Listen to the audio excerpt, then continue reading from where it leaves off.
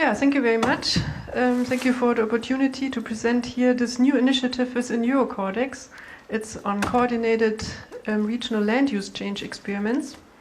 And since yesterday, we also can officially call it LUCAS, which we proposed as a flagship pilot study to the CORDEX sub-team. And yesterday in the session, it was mentioned as one of the FPS what is accepted. And yeah, so far land use, and also in this morning plenary session, it was the land use change topic was mentioned to be a very important topic. Also, especially in relation to the forcing, in relation to the low emission scenarios. And now we should take this chance and bring this topic forward also in the regional modeling, because so far it was not considered in these regional CORDEX multi-modeling experiments. So you see here a long list of orders that are all people that are interested in this initiative and that contributed with ideas and discussions. And this community is not restricted to regional modelers, but it also includes global modelers and also groups from remote sensing and ecological modeling, for example. So as I have this generous time slot here in the session, I will use the first part to lead you into the topic, land use change in the regional Earth system. Give first a schematic overview and some examples of land use change experiments with models, and then sum up some major challenges for such modeling exercise. And in the second part, then I present you these new ideas for this LUCAS land use and climate across scales, which we propose as a joint CORDEX and LUCID initiative. If you not heard the word LUCID before, I will explain you in some minutes what this is. So land use in Europe is largely modified by human management, and there's a large fragmentation of land use, and also the land use changes occur on very small scales. And they have not only effects on the emissions and with those on climate, but they have also direct physical impacts. And they, of course, occur more on the local to the regional scale. But those effects also strongly depend on the conditions in the atmosphere and in the soil.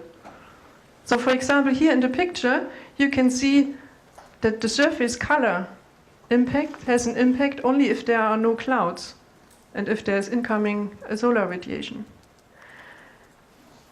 Also, the evaporative effects depend on the climate conditions. So how much energy is available for evaporation, and if there is soil water available for evaporation.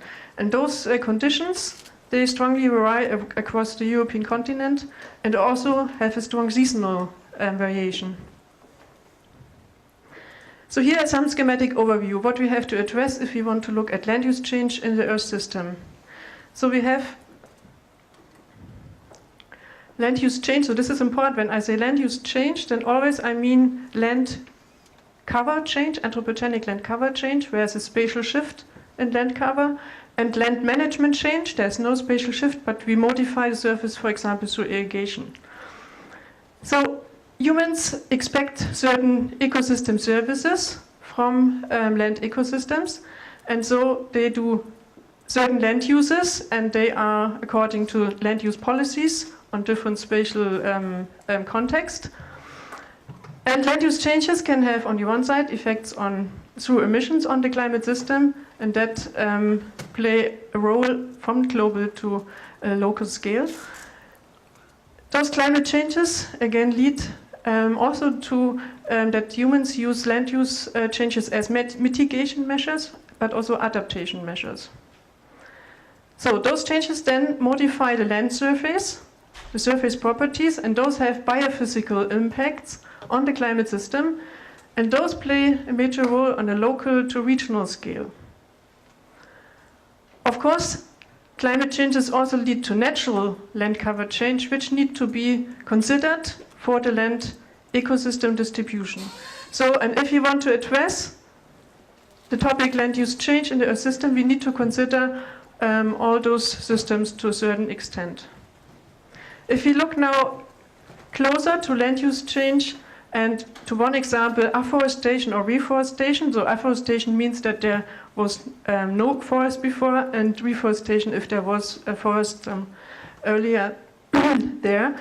And what physical impacts has this on the climate system? So if there is a change in forest cover, in most cases this means that the surface albedo is decreased, and especially if this surface especially if this is in a region where we have snow cover and this is enhanced through forest cover masking. Decreased albedo means that we have more energy absorbed by the surface, and this means then an enhanced net surface shortwave radiation balance. And this could then lead to an increase of surface temperature. On the other hand, vegetation cover and rooting depths are increased, and so this means a larger water reservoir can be stored and what can be accessed, and this then can increase evapotranspiration and latent heat flux. And this then can lead to evaporative cooling. Also, roughness length is influenced, and this means an enhanced turbulent mixing and increases the turbulent fluxes. So more energy is released back to the atmosphere and less is there at the surface. This could mean also a lower surface temperature. So these are only the first order impacts in a simplified way, and what is the overall effect then of course depends what are the climate conditions there. So what energy is available for evaporation, for example, and if there's water available at all. So, and this means there are very interesting questions, for example, in the temperate regions where those effects can at certain times also cancel out, or one effect is larger than the other effect. So here's one example study with the regional climate model for land management. So this study was done by Edouard, he's also with us here. And he investigated what direct physical impact has a crop land management. So if you do no tillage instead of tillage, and this is seen as a possible mitigation measure, but maybe it could also be used as an adaptation measure.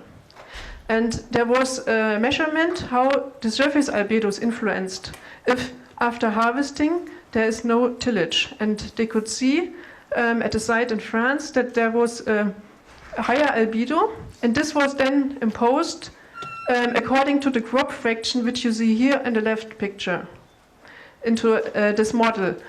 And then you could see almost everywhere a cooling, and especially the high temperature values were large. There were a larger effect on the high temperature values. So you can here see the change in the 99th percentile of the maximum temperature, which was up to -2 Kelvin. So this means that could be used for adaptation of to attenuate very hot extremes. This measure. So then the first coordinated land use change experiments that were done in the Lucid project with 7 global models, and this is coordinated by Nathalie Dunoblé. She's also here with us at this conference, and by Andrew Pittman from Australia. And here you see one example result on the effect on the 2-meter temperature. And one is the forcing, here this darker color, land use change, and here the forcing by greenhouse gases. And you see an opposite effect. The greenhouse gases lead to an increased temperature in almost all models and all seasons. And in contrast, the land use change leads to a decrease in the 2-meter temperature. And it's a similar magnitude, this effect. If you look at other parameters, then you could see a larger response of the models, a larger spread of the response of the models to this land use change forcing compared to the greenhouse gas forcing, especially to the turbulent heat fluxes, for example. And to a certain extent, this could be explained by how the land use change was implemented in the models. So the same change in crop area was provided to all model groups, but they were differently implemented. So for example, there was then certain fraction of forest, but this initial forest extent was different. Yes, this example region in North America was different in all the GCMs. And then a certain fraction was changed into cropland, and this then also differed. Here you see the absolute difference, and this of course then leads to different effects, because of course it's a difference if you change a forest into cropland or if you change grassland into cropland. So, and this could explain about 1/3 of the difference between the climatic responses at this scale. And the other parts can be explained by different parameterization schemes, for example, phenology scheme, how this is treated in the models. So if you would like now to address this question, what is the magnitude of direct physical impacts of land use on climate at those regional to local scales, we need a consistent implementation of land use change in the models. This is very important. And I think we should use a common land use distribution as a common reference and should try to impose the land use change as consistent as possible. Then I showed you that there's a large fragmentation of land use in Europe, and they are dominant on a local to regional scale, so we need regional modeling studies here, and also at very high resolution. And also, of course, highly resoluted observations for the evaluation. And we could see, in contrast to the greenhouse gas forcing, the land use change forcing can also be negative. The greenhouse gas forcing always is positive. But here we can have different forcing in two directions, and the response of the different models is accordingly larger. This could be seen in the GCM studies. But so far, with the regional models, we have only single model studies. And to find out, to identify robust feedbacks, we need then this multi-model approach also for the regional modeling experiments. So, and for this, then we developed this idea for Lucas as a joint CORDEX and Lucid initiative. And I tried to put all our ideas a bit here together in a framework. So don't be afraid, you don't need to understand everything at once. I will explain you this in several steps on different slides. So we have specified science questions, and of course expect a certain impact, not only on the scientific work, but also on some practical applications. So for example, to support optimal land management strategies. So, and then we want here to cover the whole regional Earth system with the regional climate system, ecosystems, and human systems. The regional climate system is here covered in different spheres in the models and also measurements by the observations. The regional models are driven by the global data, and the human forcing, we put there the emissions as in the standard simulations, and it should be the same to the regional as to the global models. And for the land use, here we can use from past reconstruction and future projections the forcing and put this to the biosphere part in the models. And this should ideally be the same also in the GCM. So the science questions we identified. The first is related to detection attribution.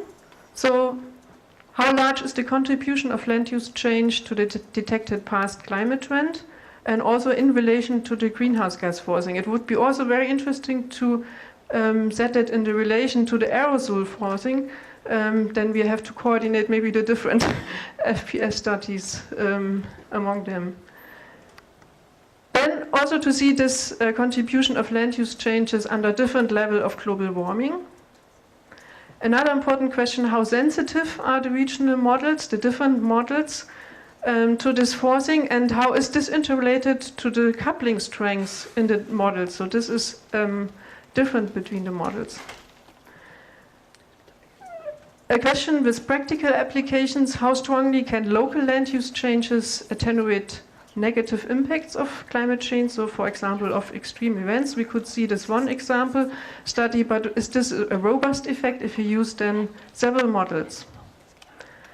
And what is the effect of the spatial resolution on the magnitude and the robustness of these effects?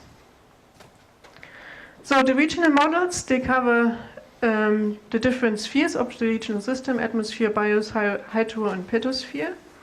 And the processes and the interactions between the different spheres, they are represented in different complexities. For example, for the biosphere, there is prescribed as a lower boundary condition the land use type distribution. But for example, there are also interactions represented. Many models have a dynamic phenology scheme, and here it depends then the phenology of the canopy on the atmospheric conditions, so for example on a daily scale. And only if we cover those interactions, for example here between biosphere and atmosphere, we can also then represent feedback processes. So if the initial land use forcing would then be dampened or enhanced by those interactions. And here you see the list of models that so far registered for this initiative, and there are quite some different models, and you can see there, for example, the atmospheric model, the same atmospheric model coupled to different land surface schemes. So, and here, for example, coupled to a dynamic vegetation model, but also to a three-dimensional soil water model. Then there are other atmospheric regional models coupled to the same, here the community land model. And these different combinations mean that we can do some interesting model intercomparisons and can see what effects have those different land schemes. And very important, the evaluation of the results. So here we use observations for all the different spheres. And if those observations are available for the same time and the same location, then this means we can also evaluate the processes. So if there are, we can also then see if we have measurements from the deep soil to the atmosphere, what happens if there's changing something at the land surface. And of course here certain methods have to be developed to do a spatial aggregation or disaggregation to make the data comparable. Here's one example of an observational program, what is very relevant to this evaluation. So this is the German TERENO, Terrestrial Environmental Observatory project. And here's one site, the Eifel Lower Rhine Valley Observatory shown. And this is a site where we have a distinct land use gradient. And there are also land use changes during the last years. And now there are many different observational systems that, so including flux towers, gorging stations, weather stations, but also new radar methods and advanced soil moisture measurements, so that you can really have measurements in the whole vertical column to see what the effects of such changes have. So in the first phase, we would like to do some idealized experiments on a continental scale for the past and the future. And here we would use as global input data the error interim, for example. And for the land use, some data that are reconstructed for the past. And here is now available a new data set. I will say something more on the next slide to this land use harmonization data, what is now available on a 0.22 degree by Hurd et al. But for higher resolution simulations, there are other data sets available, for example, this HILDA data by Fuchs et al. And for the future experiments, these we would base on certain SSP-RCP combinations. And here also this land-use harmonized data is available for this future projections. And here we would use data that is related to the RCP 2.6 and 8.5. And accordingly, of course, the emissions then also go for these RCPs to the models are prescribed, so that we can also test the effects under different global warming. For higher resolution data, so far there is nothing available on the European scale, but we have in this community I presented you in the beginning, also a modeling group that do agent-based land use modeling, and they are planning to develop a database for all over Europe on a 1 kilometer grid resolution.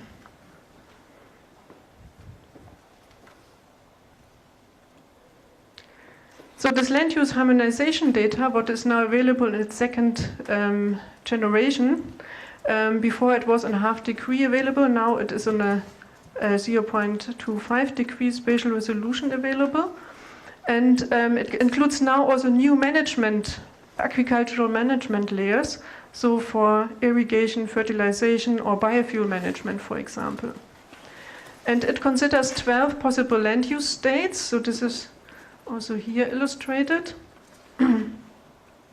So here those natural types, forested and non-forested, primary and secondary land.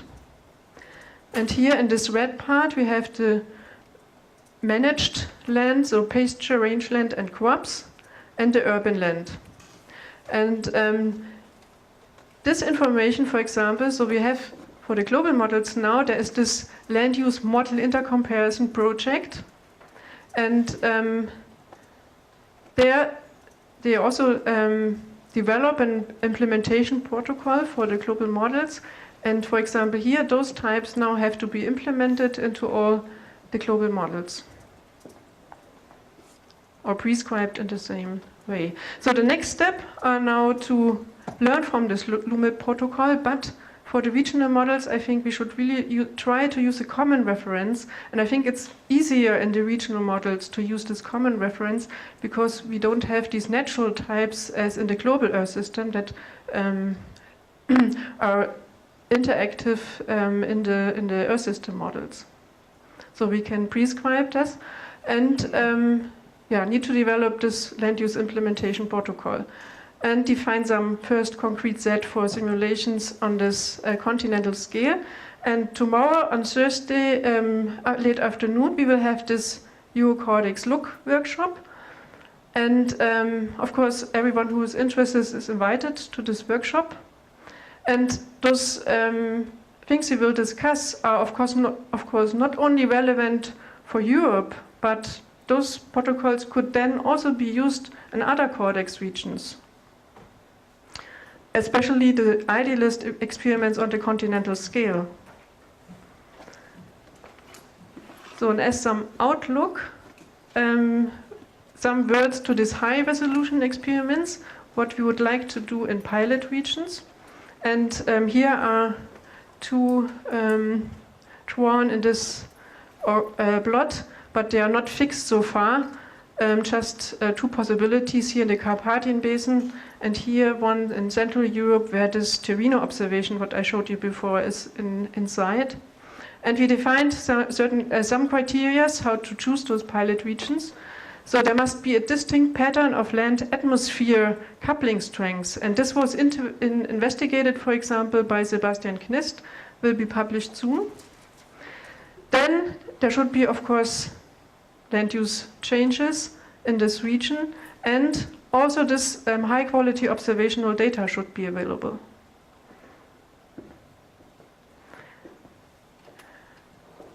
So, and then we would use the simulations from the continental scale, which are, for example, on the 25 kilometer resolution, and nest there some pilot regions at 10 or maybe 12 kilometer resolution. And inside there, again, a pilot region nest, which could be 3 to 1 kilometer resolution. And here we can then use this higher past reconstruction, for example, from the HILDA dataset as land use forcing.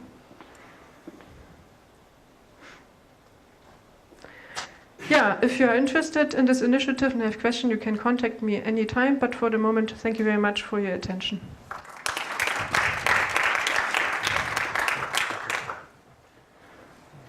All right, we have about 5 minutes for Q&A, but before that I will introduce Chris Leonard from Cape Town University, my co-chair, so he will take care of the second part of the session. Okay, any question from the audience?